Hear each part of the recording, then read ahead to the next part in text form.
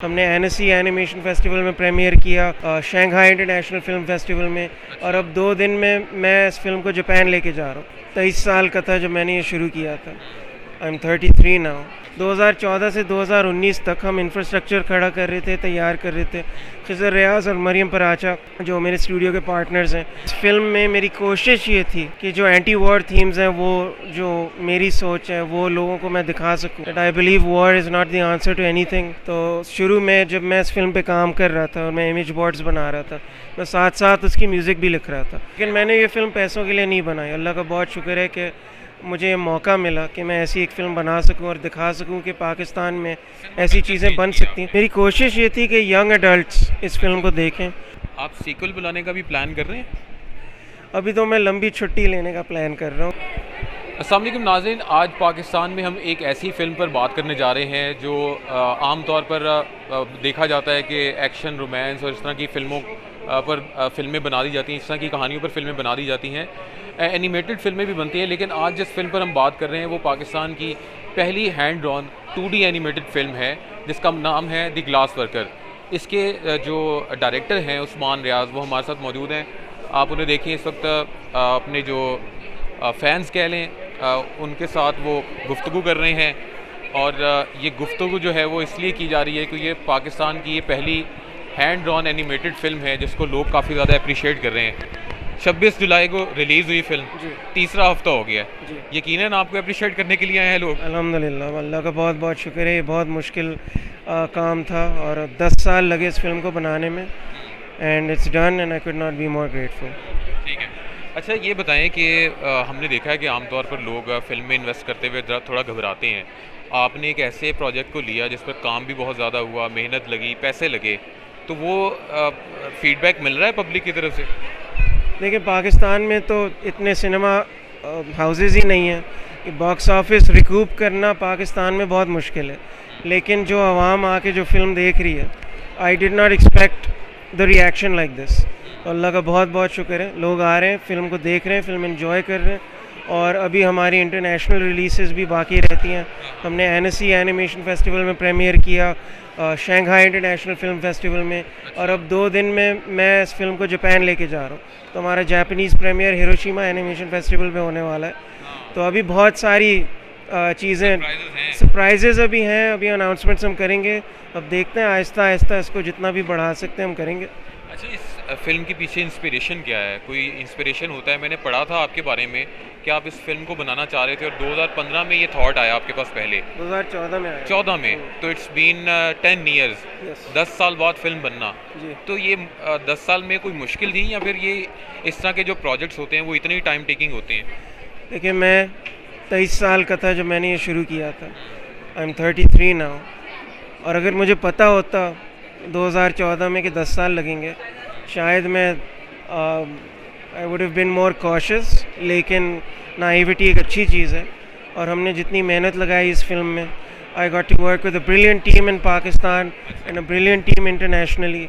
और पहले मतलब फ़िल्म को असल में 4 साल लगे बनने में। 2014 से 2019 तक हम इंफ्रास्ट्रक्चर खड़ा कर रहे थे, तैयार कर रहे थे। खिज़र रियाज और मरियम पराचा जो मेरे स्टूडियो के पार्टनर्स हैं, हम फिल्म बनाने के लिए स्टूडियो को खड़ा करके उसको तैयार कर रहे थे। और फिर जो हमारे सारे जो एनिमेटर्स और आर्टिस्ट हैं जिनके साथ हमें काम करने का मौका मिला, ये बहुत सारे लोगों की मेहनत है जो अब जाके लोग फिल्म पे, सिनेमा स्क्रीन पे देख रहे हैं।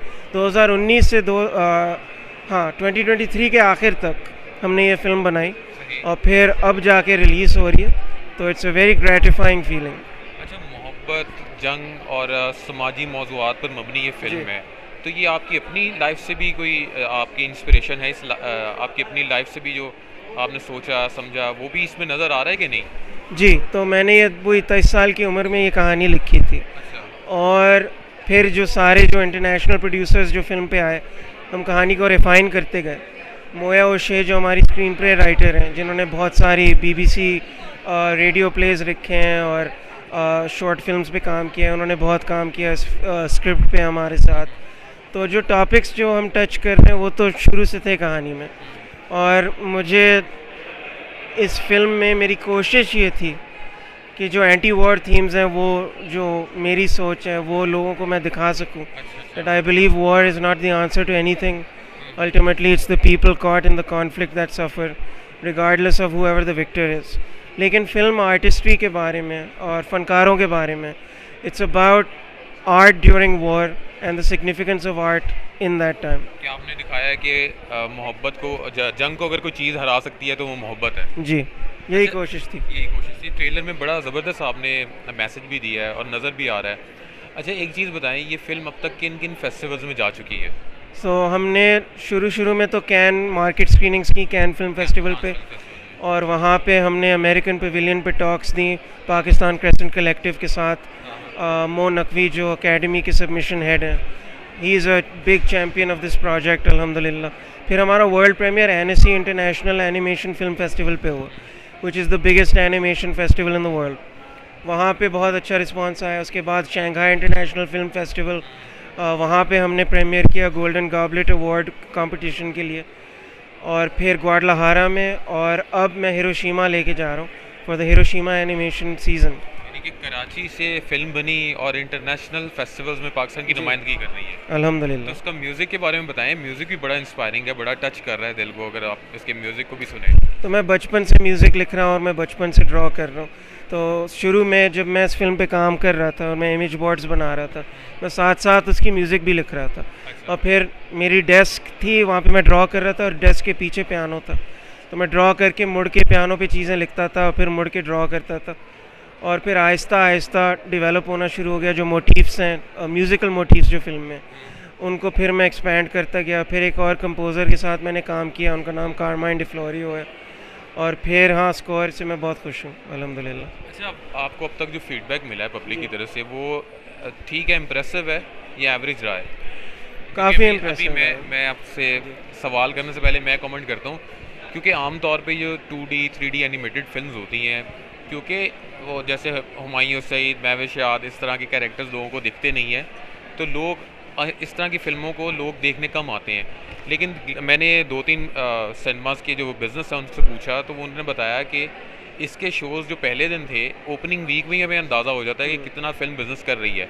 तो द ग्लास वर्कर अब तक की अच्छे बिज़नेस करने वाली फ़िल्मों में शामिल होती है। तो कितना पैसा कमा चुके हैं अब तक? मुझे सही से नहीं पता, लेकिन मैं यही बताता हूँ, मुझे पता लगा है जी। को 3-3.5 करोड़ का बिज़नेस किया आपकी फिल्म। अल्हम्दुलिल्लाह अल्हम्दुलिल्लाह। ये सब पाकिस्तान का है? जी, सिर्फ पाकिस्तान का है। लेकिन मैंने जो शुरू में कहा था कि मतलब this is one chunk of a much larger budget. बहुत सारे इन्वेस्टर हैं इस प्रोजेक्ट में, डिस्ट्रीब्यूटर्स और थिएटर चेन्स भी अपना कट लेते हैं। तो अभी पैसे फिल्म बना रही है, लेकिन हमने अभी पैसे नहीं बनाए। लेकिन मैंने ये फ़िल्म पैसों के लिए नहीं बनाई। अल्लाह का बहुत शुक्र है कि मुझे ये मौका मिला कि मैं ऐसी एक फ़िल्म बना सकूं और दिखा सकूं कि पाकिस्तान में ऐसी चीज़ें बन सकती हैं। सिनेमा कल्चर चेंज करने की कोशिश थी, लेकिन अब हो रहा है, तो दैट इज़ अमेजिंग। अच्छा, ज़्यादा रिस्पांस किधर से आपको आया है, और आप अपनी फ़िल्म का टारगेट ऑडियंस कौन सा समझ रहे हैं? यूथ है या ओल्ड एज वाले लोग हैं, या फिर क्या है, स्टूडेंट्स हैं, कौन लोग हैं? मेरी कोशिश ये थी कि यंग एडल्ट्स इस फिल्म को देखें। अगर डेमोग्राफिक्स में घुसना है तो जेन जी और मिलेनियल्स के लिए ये फ़िल्म बनाई है, लेकिन इसमें बहुत सारी चीज़ें हैं जो बुज़ुर्ग भी इंजॉय कर सकते हैं और बच्चे भी इंजॉय कर सकते हैं। बच्चों की फ़िल्म नहीं है वो, मैं ये कहूँगा, क्योंकि इसमें जो थीमेटिक कंटेंट है और ज़्यादातर आगे जाके जो डार्क इमेजरी है, वो बच्चे शायद उससे डर जाएं। मैं छोटे बच्चों की बात कर रहा हूँ, 5-6 साल के बच्चे, लेकिन शायद उनको बहुत अच्छा भी लगे, तो मुझे पता नहीं है, लेकिन यंग एडल्ट्स के लिए ये फ़िल्म बनाई है। आप सीक्वल बुलाने का भी प्लान कर रहे हैं? अभी तो मैं लंबी छुट्टी लेने का प्लान कर रहा हूँ, क्योंकि मैं 10 साल से इस पे काम कर रहा हूँ। लेकिन इंशाल्लाह अगर मौका मिलेगा, making one film is a miracle, अगर एक और बनाने का मौका मिल जाए तो मैं उसी इंटेंसिटी और पैशन से बनाने की कोशिश करूँगा। उस्मान रियाज का ड्रीम क्या है? ये फ़िल्म कामयाब, अब तक की कामयाब फ़िल्म है, 2D एनिमेटेड फिल्म। उस्मान रियाज का ड्रीम क्या है कि ये फ़िल्म किस फेस्टिवल में कौन सा अवार्ड हासिल करके आए? मेरा ड्रीम ये है, वॉल्ट डिज़नी की एक मशहूर कोट है जो मुझे बहुत अच्छी लगती है और मैं हमेशा पैराफ्रेज करके बोलता हूँ, we don't make movies to make money, we make movies to make money to make more movies. तो ड्रीम यही है कि अगर इस फिल्म की जो पूरी लाइफ साइकिल है, अगर उसे एक और मूवी बनाने का मौका मिले, दैट्स द ड्रीम। चलिए, बेस्ट विशेस आपके लिए। और बहुत ज़बरदस्त फ़िल्म, इसका ट्रेलर की हद तक अगर हम जिन लोगों ने नहीं देखी उसका ट्रेलर जाके देखें तो आपको अंदाज़ा होगा कि कितनी मेहनत लगाई गई है इस फ़िल्म पर। और जैसा कि उस्मान रियाज ने खुद बताया कि इस फ़िल्म को बनाने में उन्हें तकरीबन लाइफ के 10 साल लगे। 2014 में इसकी ड्रीम स्टोरी का आगाज़ होता है और फिर अब 2024 में ये फ़िल्म सिनेमा घरों की जीनत बनती है। तो उम्मीद करते हैं कि फ़िल्म जिस तरह अब तक की तीसरे हफ्ते की सबसे कामयाब तरीन फ़िल्म साबित हुई है पाकिस्तानी सिनेमा घरों में, इसका बिज़नेस करने का जो रेशो है वो यूँ ही बरकरार रहेगा।